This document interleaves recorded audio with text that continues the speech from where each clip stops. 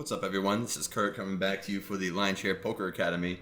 We were able to make a day 2 in the Sunday Million yesterday. It's about an 11,000 player field, and we are down to a little under 100. So I was just going to study this morning, as I usually do, but instead I figured to get a little bit of content out. I'm just going to run through every hand that I saw the flop with. It would be great if we could see some of the folds I made, but there's just so many hands in this tournament, and I'm going to try to fly through this in a decent amount of time. So we're just going to try to see as many relevant hands as I played on our way to the day 2 in the Sunday Million. And we probably won't go too into detail because, as I said, I'm going to really try to fly through them quite a bunch. And we also need to gauge the type of players that are going to be signing up with the academy. So I don't want to be too vague, but I also don't want to go too into detail. Again, if you guys watch this video and you have any questions for me, I'd be happy to answer them in the Discord section. So yeah, let's get into it. First of all, I did just recently buy Poker Tracker. I've used Hold'em Manager 3 for the majority of my career. And funny enough, Hold'em Manager always said I was up like millions of dollars, which just isn't true when checking out my tournament results. And then when I pull up my tournament results for a Poker Tracker, it says I'm losing quite a bit. So yesterday I definitely made money on the 2 sites I played on, but we can see here that this says I ended up losing money. I don't know why that is. I don't know why one would say I'm winning, the other would say I'm losing when they were both wrong, or winning millions anyway. But yeah, so I got to see if there's something that I didn't mark properly in that, but that's not really the point. So we're just going to look at the first hand here, and I'm not sure how many we had. I think we had just under 100 hands that we can look at. So as I said, I'm going to try to fly through this. If I can keep this at, in the 30-minute mark, that would be great. So we're just going to get into it right now. Pretty easy defend here with the 6-5 offsuit in the big blind. Easy check fold. And, oh yeah, I remember we just lost to Ace-Jack here, I'm pretty sure. Pretty standard. Nothing else to do with Ace-King. And we're going to complete here with the Jack-4 suited. We may have called this. We were just heads up, but his range is going to be tighter into 3 people. We also have no backdoor flush draws. Hand's pretty bad, so we're just going to release. And completing here in the small blind with 3-2 suited. I think raise might be an option, but I would mainly choose to call here. He should be isolating the majority of his ace-high hands here. Not that he doesn't have ace-high, but I would say overall this is probably a fairly neutral board. I have more ace-X in my limping range, but he still has like ace-4 offsuit, even some ace-7 offsuit, and then he's going to have all 7-4 offsuit. So, yeah, I'm still probably going to mostly bet this, especially since I'm pretty low in showdown value and I have some good backdoors here. Checking is also fine. Check raising is also a thing too, so really as long as you just don't check fold, you'll be all right there. I think this is a pretty standard call here on the button with like 18 effective here. So yeah, I think this is still fine, even to the bigger size. I mean, it's kind of close. I would probably fold king 8 suited, but I'm fine calling here. A pretty good board for impositions range. I mean, I am going to have some ace-10 suited, maybe some ace-10 off, a lot of ace-4, ace-5 suited, stuff like that. So I'm definitely going to have ace-X here, but I'm not always going to be throwing in a ton of money here with that portion of my ace-X range. So we're going to check here anyway with our backdoor flush draw. Betting could be a thing too. We are pretty low in our range, but yeah, the fact that we're able to turn backdoor flush draws, I think this hand does have a little bit of value, and I just don't want to pure bet fold it. Pretty easy call here versus the small bet. I considered raising here, but I mean, the rare time we could have the best hand with king high if he happens to have a hand like queen jack. And then at the same time, we could be dead to his potential 10s and aces, which he's certainly going to have always from early position. And then there's also rivers we could potentially bluff if given the chance. But instead we're just going to hit. And I think our only size here is going to be all-in. And that's mainly because I'm pretty sure the only hands I'm going to be value betting here are full houses. That'd be with the ace-3. That's about our only full house combo. Maybe, I guess we have quads too. And then also with rivered flushes and straights. And I think all those hands can bet for the all-in size here. Maybe get heroed by a hand like ace-king with a spade, ace-queen with a spade, ace-jack, ace-10, things of that nature. So I think all-in's our only size here. And we end up taking it down. called four ways here. Now, again, our checking range is going to go down quite significantly the more people that enter the pot, but this is a really good board for our hand. I think we are the only ones who are capable of having both pocket aces and pocket queens. A lot of ace queen is probably going to either 3-bet squeeze from these spots, or this guy's just going to try to play for stacks sometimes when I'm only starting the hand with 24 bigs. So I do believe we probably still get to bet here pretty high frequency, even though there are 3 other opponents we have to worry about here. So I probably am just so far ahead of their ranges. I mean, this guy can have some slow plays like aces and kings, maybe slow plays queens sometimes, but that's not very likely. He should have some traps against my stack, but he's not going to be trapping at a full weight. And when this guy just check calls, I'm assuming he's pretty weak.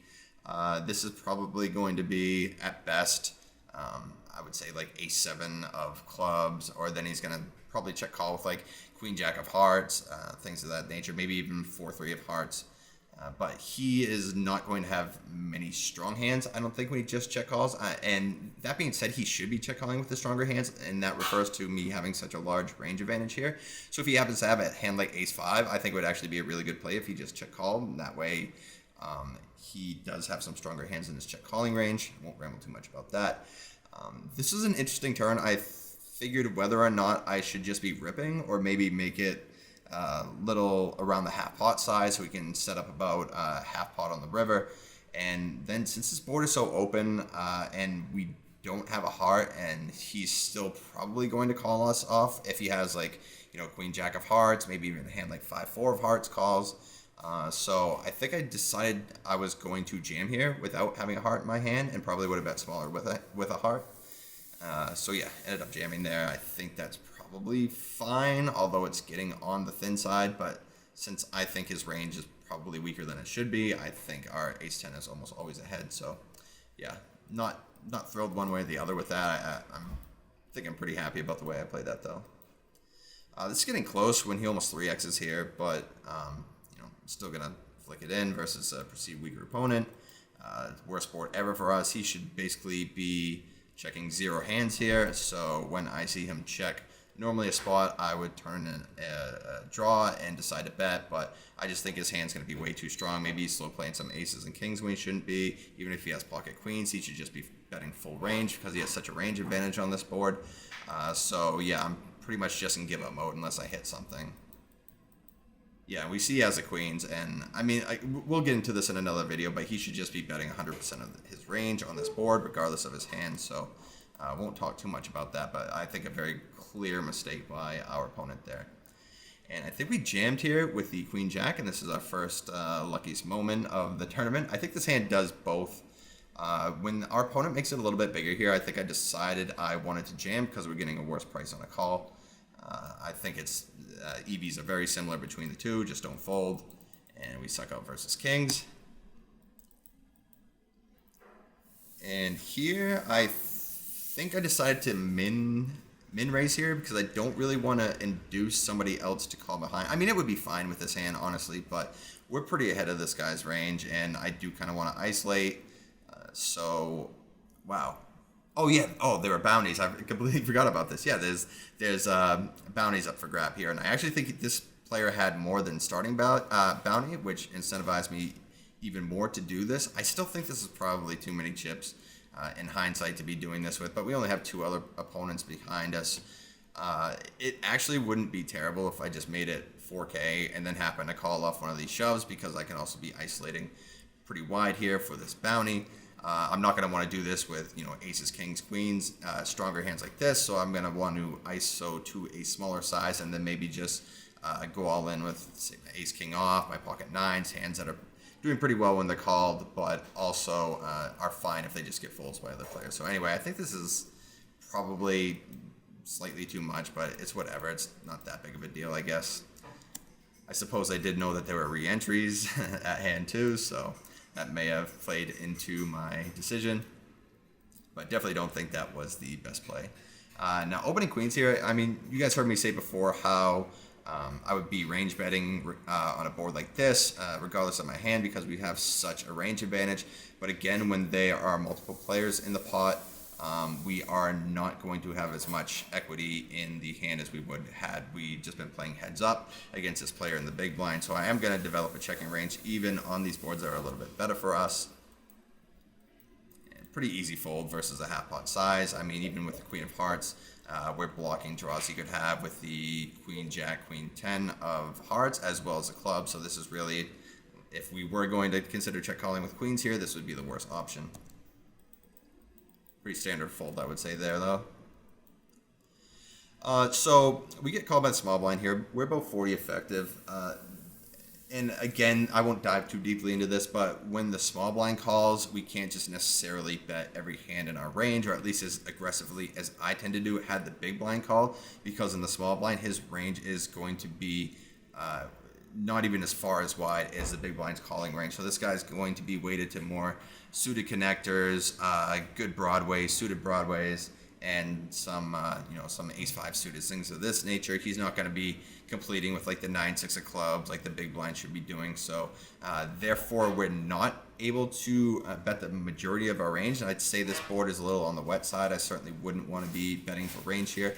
That being said, I think I'm fine between betting small and checking with this hand. I think both options are fine.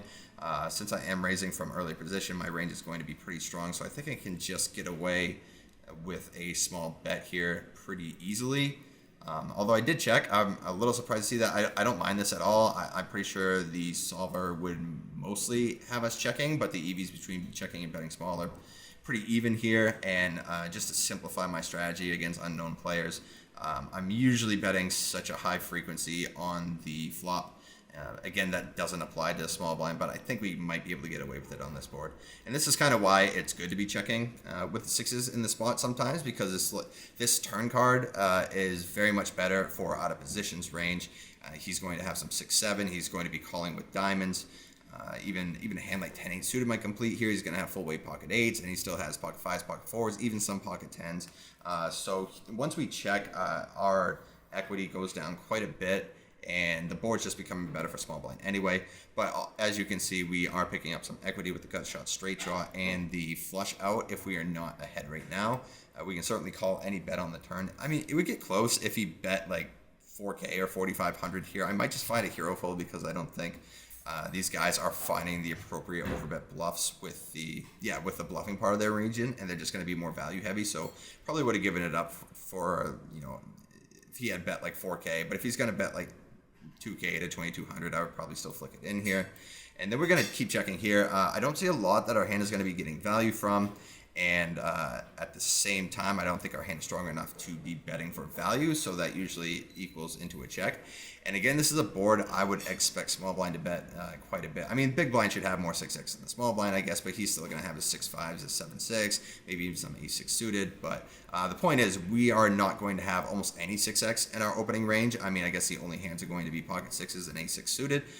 So we almost never have a straight here, so I would expect to see, we should see anyway, quite a bit of bluffing with the bottom of this player's range if they have nothing.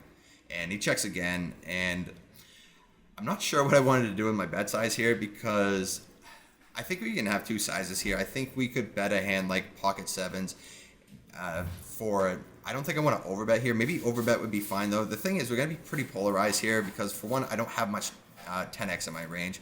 I guess I have some 8-7 suited that could check back the flop, like some 8-7 hearts. And once he checks, I think basically I can bet all my 2-pair combos for value here. I mean, in theory, he should still have some traps here with some 6x and some flushes, but I just don't think people are balancing their ranges enough. So I could probably get a little greedy with going with basically a 3/4 pot bet to an overbet with as light as 2-pair in the spot. So yeah, I guess I'm fine with this.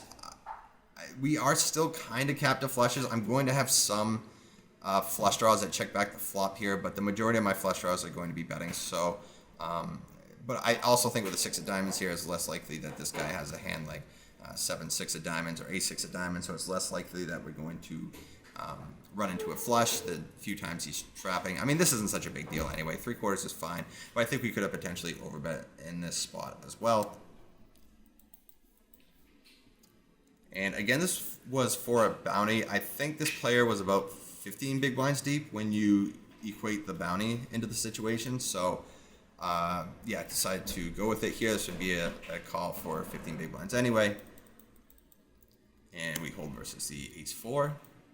It's funny that I remember this many hands because I had about 10 tables going on for the majority of the day, and I was just trying to remember all the big hands that I played at first here, and weren't really coming to my head until now, apparently. So again, limping here is probably standard. We'd be calling versus the big blinds ISO as well. And here I think you can basically check or bet. I think I like to check because obviously we can just check call any hand. It's good to have some flushes in our range. But, on the flip side, I don't think betting is terrible either. I'm going to check call here, I think, at a pretty high frequency, basically because I would prefer to check raise flush draws that are unpaired. Of course, we have showdown value here, and then when we have some flush draw combos that are just check calling, that means we're not fast playing all of our flush draws, so we definitely have some stronger check calls in our range here. And gonna go check on the turn. Now, I'm pretty sure I decided to turn this hand into a bluff. I don't know how good this is, but if he's betting flop with an 8 or jack, he's probably going to have a pretty hard time defending this. And even if he should be defending his jack X and his 8X, I don't think he's going to be defending as much as he should be. So I feel like with my 3 here, I can get in jack or an 8 to fold almost always. I also have some, backdoor heart combos he has to worry about. If he has a jack or an 8 without a heart, then not only does he have to worry about me turning the ace, but he also has to worry about me backdooring the flush. So I think he's just going to fold a little more, and we're just going to make more money by betting here, kind of turning our hand into a bluff, and him folding a jack or an 8, then we're going to get by checking and showing down worse. And he decided to bet here, which was a little surprising, especially for this side. This size probably makes sense, I guess, but just was not expecting this. So maybe he has a hand like King 8 here. I would expect him to isolate King Jack, so I don't think that's in his range. Maybe he decided to check back Ace Deuce of Diamonds, and he checked the turn, which would be fine, and now he's trying to get some thin value. But either way, I think once we face a bet on the river, we just check fold. I also thought that I ended up betting the river there, so a little surprised that I didn't. I mean, again, checking's fine. I just think we might get slightly more folds from a jack and an 8 by checking, or by turning our hand into a bluff, than we do by checking and showing down a better hand. So not really a big deal one way or the other there, I wouldn't think.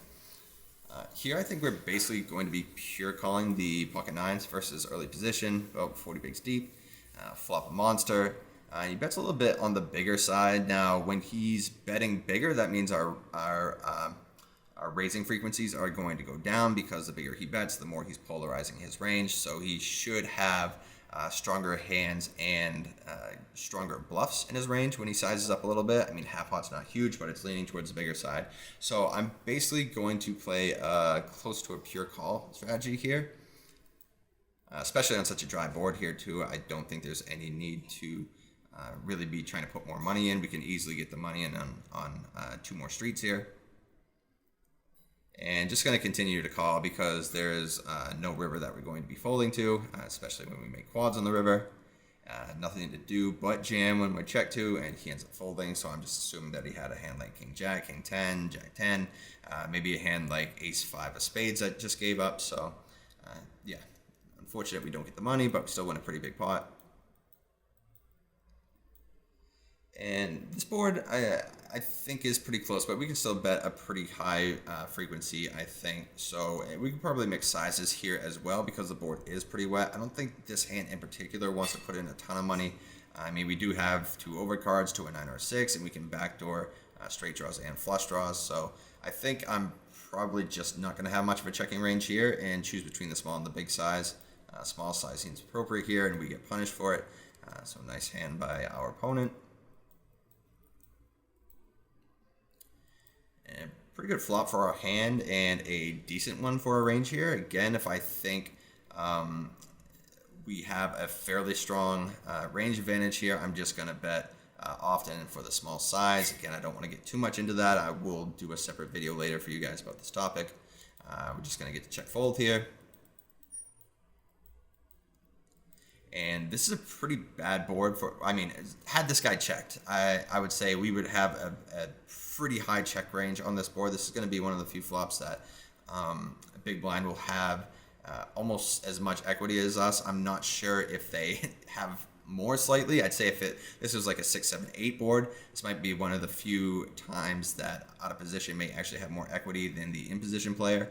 So that being said, I think we're just going to call it here versus the donk jam. I mean, he can have any 6, 7, 6, 8, just hands like king, 8 of hearts. I mean, there's just so many hands that he can have here. We have to put it in. And there's a bounty at play. I mean, we're going to run into a 10 here sometimes, but I mean, we still have outs to those hands. And he has a queen 8 and gets there on the river. So nice hand by our opponent. I think his play is fine too, by the way. Yeah, I mean, not too much to say about that. He gets me to fold, like, you know, ace 4 clubs in a spot like this. So the time he's getting me to fold better hands is pretty good. He's also pretty short here. And this is a pretty good board for his range as well, where I'm going to have to fold hands that are beating his queen 8. So I think that's a decent spot for him to be donk jamming there. And again, I'm probably going to bet pretty high frequency for the small size here. Now, we don't have a ton of 4x. I think I still have king 4 suited. Obviously, ace 4 suited. I have pocket 9s, pocket 4s. I'm probably going to open up some 5-4 suited with a little more chips here, although that's pretty thin. I think I would still open it at a weaker table. So we definitely have some 4x here.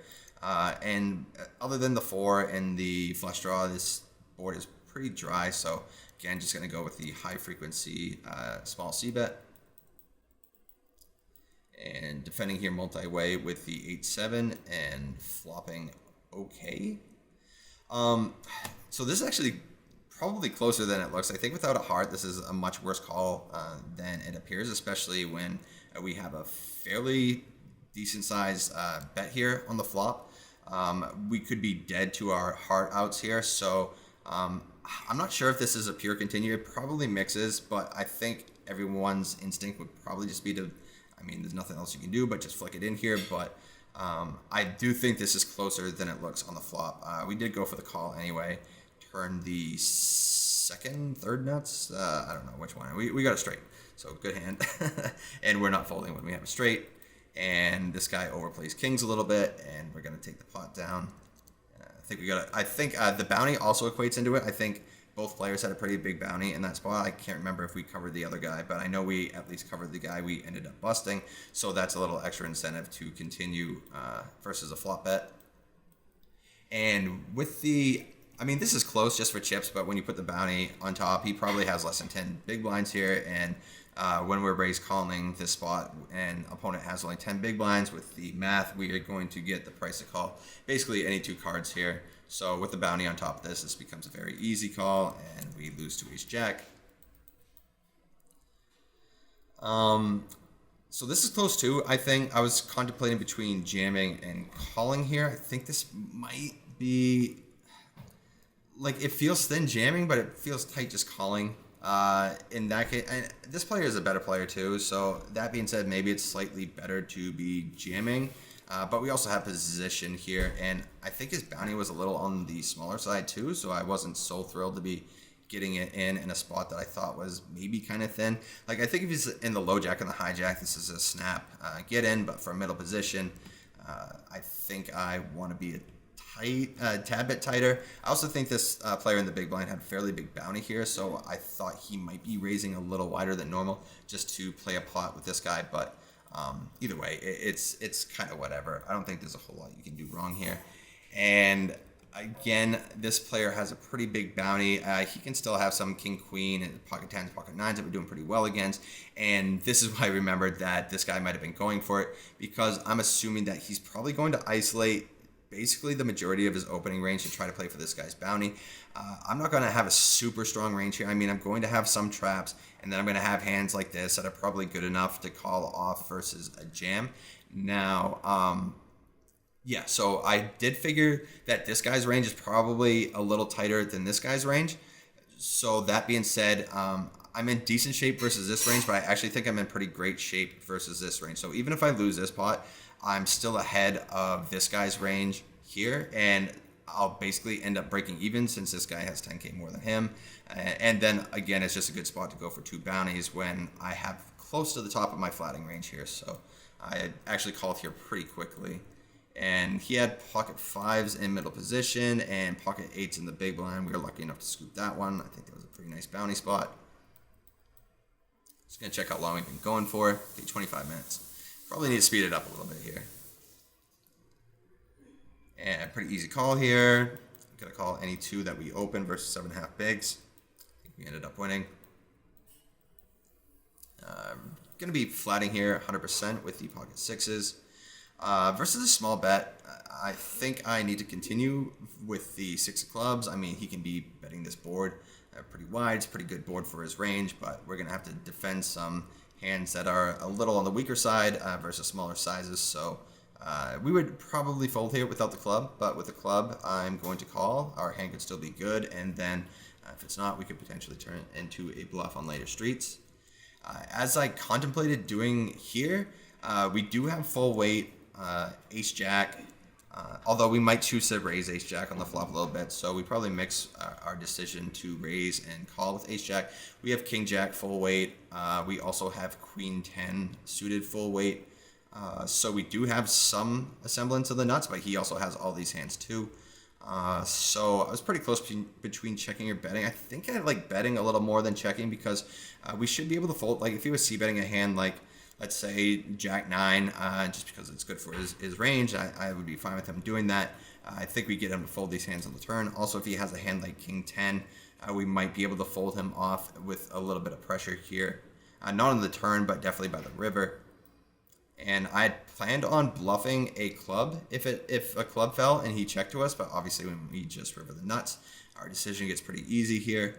I was going to get into bet size here before I bet. I couldn't remember what I did. I don't think we ever have a straight here, so we're really capped towards essentially pocket sixes, and then I would certainly check back some king jack, even some ace jack. I would check back a little bit here, so our nuttiest hands are pocket sixes and ace jack, king jack. So we still have some good hands here. I think we want to have two sizes on the river. I think we can bet pretty big with like, let's say ace 10, maybe even ace 9 for value here. He's going to have, obviously ace 8 through ace 3 that could potentially hero call us here, but I don't think those hands are strong enough to overbet. And then we're going to have the hands like pocket sixes, some ace jack, king jack that are strong enough to overbet and really force him to make a tough decision with his bluff catchers like his weaker ace X, maybe even his king 10 with the club. So I think I would prefer a slight overbet in this spot. I mean, we still have to worry about him check raising the nuts here. He should still have the nuts. I don't think a lot of recreationals are trapping their nutted hands in this spot as much as they should be. So I'm less fearing his nuttier hands. So that's why I want to lean a little more towards this bet. I think I was thinking in game that I don't mind making it this size in case he decides to turn a hand like, let's say king 10, king queen, jack 10, hands like that into a bluff where he thinks they're not good enough to show down, but he can still have the nuts and he blocks the straight. He blocks two pairs. So I did bet this size in plans of calling if he happened to check raise as a potential bluff, and then if he's got a better hand than I have, then he's just going to win the money. We won't get into that too much more. Pretty standard the way it ended up working. Like I said, I do think betting the turn is also pretty good in that spot too. I think our hand's pretty close to worth 0 once we get to that turn. So wouldn't mind betting the turn there, try to get a better fold, and then potentially bluffing some clubs, and then maybe just giving up on other cards as well. The queen 9 here, I think it looks pretty close, but this is probably a call here. Especially when I cover people, bounties are getting bigger towards we get to the middle to late stages of the tournament. And I contemplating betting here. I think I'm still fine with checking. Even when we turn our straight, this person still definitely has ace queen that could potentially stack us, and we have to get this through 3 other opponents. So I think I mainly want to be betting with my stronger hands and my stronger draws here, and then be able to check back some weaker draws that have some good playability on turns here. We can also check call versus this bet, so not really trying to build a pot in this spot. Now we turn a double gut shot here. Weird size by our opponent as he bets like looks like 60-65% of a stack here. I'm unfamiliar with what this player's bounty was, so I think that will also incentivize me to call or fold. No, I'm seeing this wrong here. Now, I can only make a straight with a 10 still, so actually this is a pretty easy fold. You gotta forgive me, guys. It is pretty early for me still, so yeah. Even if we did have the open ender there with the bet size, it would have been difficult for us to continue unless a player betting just had an absolute massive bounty that we wanted to gamble for. And this spot, I think I'm looking to go for the limp shove here. But instead, we just check it back, or our opponent checks it back, and we get to play a flop. Betting here is fine for some protection, but I think checking here is fine as well. Really do either or. And on this turn, I think I'm just trying to show down. And he doesn't end up bluffing the queen 4. I think he probably missed a bluff there. And this spot, we could isolate or we could check. We definitely want to have some of our weaker ace-x hands in our check range, so we are protected on ace-high boards and we just check back. It'd be a pretty massive fail. I mean, if we raise every one of our ace-x boards and then we get ace-x's pre-flop versus a limp, and then we get a flop like this, we're just going to be at such a massive advantage. We won't be able to defend two bets from the small blind as much as we should, so this is a reason why we want to be checking back some of our ace-x range here. Very easy call, no need to raise here. Very interesting turn. I think this is probably going to be better for our range when we decide to check call here. Even if this opponent has an ace here, this turn card brings a few straights, some two pairs, some pair with a straight draw. So even if he does have an ace, even some two pair, he should be slowing down here a little bit. That said, I do think we essentially have the nuts here, and we want to start putting money in, and he just folds anyway. Gonna limp here with the king 3 off. Fine to raise here as well, but also limping's fine. Really can do no wrong here.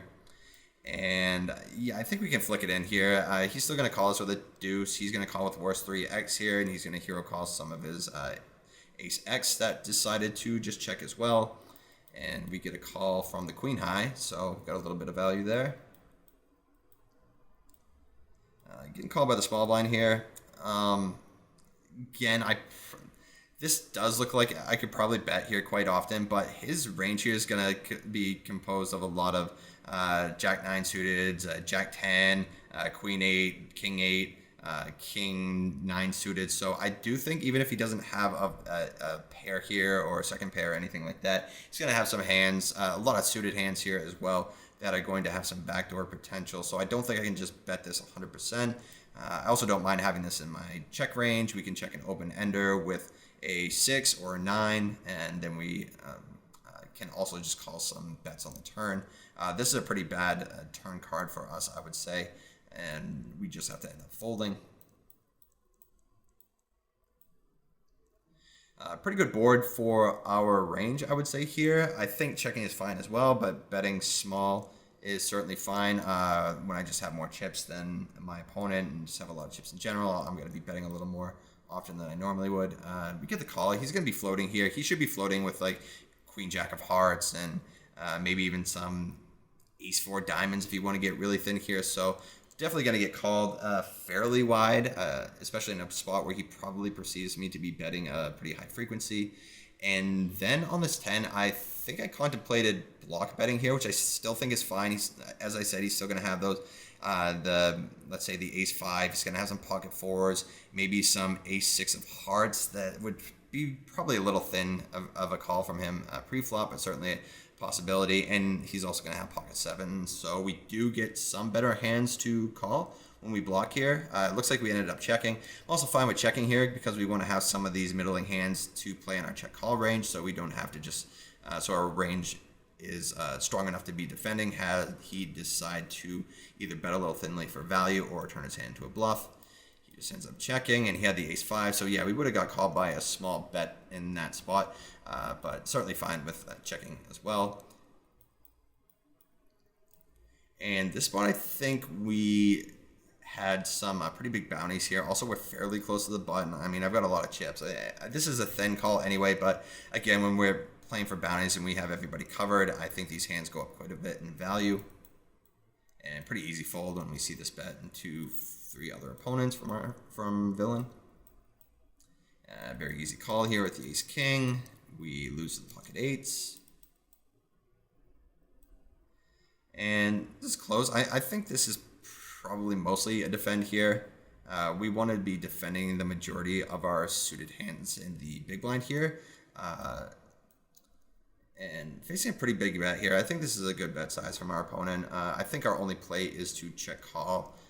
Maybe we could very low frequency check raise this hand, but I think check calling is by far standard. The 10's a very interesting card here. Mainly because I don't expect our opponent to be betting this big with his second pair of hands, unless it's specifically Jack 10, Queen 10. I still think most opponents are not going to have their middle pair or their bottom pair in their large betting range. So I actually think this 10 kind of favors our range. That being said, he can still obviously have pocket kings, pocket nines. I think this size would be inappropriate if he did have pocket kings. So I do think we could have some sort of a leading component here. Actually surprised to see that I didn't. I'm not a huge fan of the lead, and again, that's something I'm going to rant about for quite a while in another video, but I think this spot is actually quite appropriate for it. Interesting bet size chosen from our opponent. I'm not sure if this is good or not. I guess if he had a hand like King 10, maybe it would be fine. I mean, if he wants to go for some thin value with King Queen, King Jack, I guess this is fine, but you should also be having those in your check range as well. So versus the size, I mean, there's just no other decision for us other than to call. I did consider check raising here, I remember. That being said, I don't know if our hand is weak enough where it warrants a check raise and not just a pure check call. Check calling is very standard. I was curious about what to do versus the sizes. It was not what I was expecting, so I thought maybe we could potentially turn our hand into a bluff. But I thought we were just a little strong here, and as you can see, we were beating some hands, which makes it probably more on the standard side to just be check calling. And just going to call here for this stack size. This is probably kind of whatever. I mean, we might be able to jam here for chips 23 effective, but it's kind of on the thinner side. Yeah, I guess I'm fine one way or the other. Obviously, flop pretty good for our hand. Now, I was contemplating whether or not to bet this turn or not. Yeah, our hand is pretty strong. We have a pretty good top pair. We do have some 7-6 suited in our range here, maybe. I'm not sure if that ekes in there versus a 23 big stack. But the point is, we also have to worry about the big blind here. Big blind should have every 5-3 suited combo, every 8-5 suited combo, and then he's going to have all the suited 7-6s, 7-4s, 6-4s. He's going to have king 6 suited, king 7 suited. So we can't just go crazy on a turn card like this. And so I do want to be checking some of my King X, and I think King X's that are blocking flush draws that could potentially call us. I mean, the King's not folding anyway, but I did just decide I was going to check the one where I had a diamond and bet without it. Again, this also keeps some stronger King X in our range here. And for this super small bet size, I really wanted to raise here, but for the reasons I was saying before, this player is still uncapped, so I'm not sure if I just want to be pure raising. Maybe versus such a small bet, I would prefer to raise here a little more than, say, if he had bet like anywhere between 5 and 10K on this turn. So in hindsight, I do think raising is a little better because we allow him to get away with this little tiny bet. And also, if we check raise and this guy ends up putting in chips, I think we're basically done with the hand. So, yeah. And on the 9 river, I'm pretty sure we would have ended up calling. And yeah, as you can see, he was going for some, really thin value here. So, which was kind of obvious by his bet size, and you'll see that by a lot of amateur players, that they're just going to be going too thin, and they're going to make their bet size as obvious as it can be. So, yeah, I think we missed a little bit of a spot there, but. Yeah, let's see how long we've been going for here. About 40 minutes. I think I'm going to do another 5 or 10 minutes. We didn't get through as much of this as I thought, but I want to get this out to you guys as soon as I could. I've got my day 2 starting in 40 minutes, so I guess we'll do just a couple more hands. And pretty dry board, going to be betting pretty high frequency here. And then with this SPR, we are pretty deep here. I'm not just gonna get stacks in here. At 40 big blinds. I'm also not sure if we're in the money here yet, but that being said, I think just in general, we're just going to be calling here at this stack to pot ratio. He can be check raising worse for value. There's also going to be some bad runouts for our hand here, And if we just, raise here, I don't think he's just going to snap get it in here with all of his, just like his queen jack, his jack 10 that could be check raising here for value.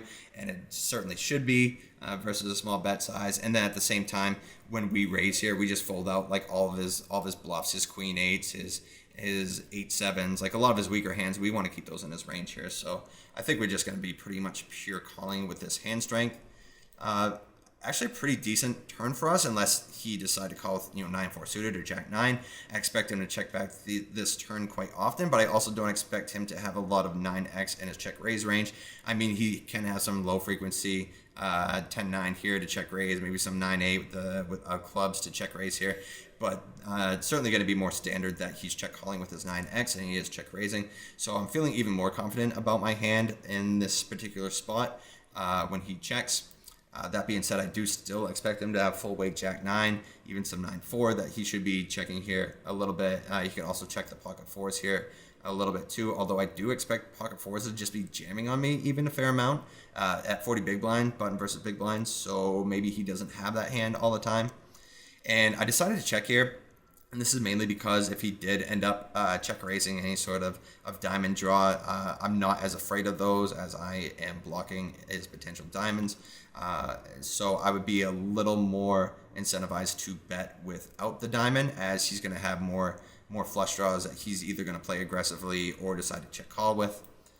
And then versus the small bet, again, I think he should be betting this size here a lot with, let's say, jack 9 suited, some 9-4 suited. But I just think most opponents, and I'm not sure if this is a stronger player or not. I have 500 hands on him, so he could potentially be having stronger hands in his range when he makes it this block size. But more often than not, this is just going to be, a weak jack, or even a good jack. I mean, which is still fine. He should have smaller sizes and bigger sizes, but I just assume that this is going to be a jack more often than not. I think it's very rare that I'm actually beat in this spot. So, and we're also going to want to have some bluffs here. Now, hands we would bluff, I guess, would have to be, I'm not even sure if we could bluff with a pair in this spot.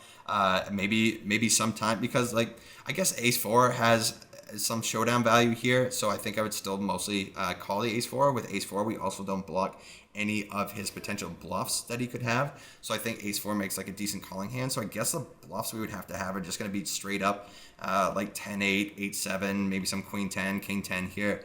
I'm pretty curious to see what the solver would tell us, because I am curious just to see what our bluffs should be. But we're also going to have some, nutted hands too that we're going to check the turn with. We're going to have pocket 10, pocket jacks, pocket 9s, pocket 4s all the time. We're going to have jack 9 all the time. Definitely going to want to be checking those hands back pretty high frequency on the turn at this stack to pot ratio, just because we block so much of the value range that our opponent could have, and our hand is obviously unbeatable. So we are going to want to slow play some of our strong hands here. And so if we're going to be raising the river here with some strong hands, we need to find bluffs. And as I said, I think those are mostly going to be composed of our missed straight draws. I might run this one if you guys are interested in this, because this is, whenever I see a spot where it's hard for me to find natural bluffs, I always want to check those out just to see what the solver recommends, just to make sure that we are bluffing as much as we should be when we have value hands here. And that being said, I think aces is certainly good enough to value jam here. So we went for the shove, and I think our opponent tanked for quite a while here, so I do think he may have just hero folded a jack. So yeah, I do think most of our bluffs here should be our missed straight draws. And then, I mean, potentially some 5-4. 5-4 suited could be the paired hand that we could use, because we're definitely going to have full weight pocket 5s played this way as well. We might not call versus a check raise. It might be pretty thin, but if I think my opponent is anywhere capable, I think we have to maybe check call 1 with our pocket 5s as we unblock all of his potential straight draws. But I would say it's pretty thin. So anyway, I might check that one out if you guys want to see that, but we're just going to stop it right now. I'm going to try to get this out to you guys as soon as possible. Unfortunately, we didn't get through as many as I wanted to. Maybe I'll make a second part, picking up where this ace is left off. And then, obviously if I end up making a run in the Sunday Mill on day 2 today, then I'll probably have some coverage as that as well. So yeah, just going to cut this right now and get this out to you guys as soon as possible. As I said, please feel free to message me about any questions or comments you have on this video on the Discord. We'll be happy to answer them. And yeah, I'll also be posting, if we happen to make the Pokerstars Twitch channel link, if we happen to make the feature table, I'll post a link to that in the Discord section as well. So hopefully you guys can follow along. Yeah, so for now, we're going to cut this off. And yeah, had quite a bit of fun doing this video. So looking forward to getting more out to you guys in the future. So this has been Kurt for the Lionshare Poker Academy. And I'll see you guys in the next one.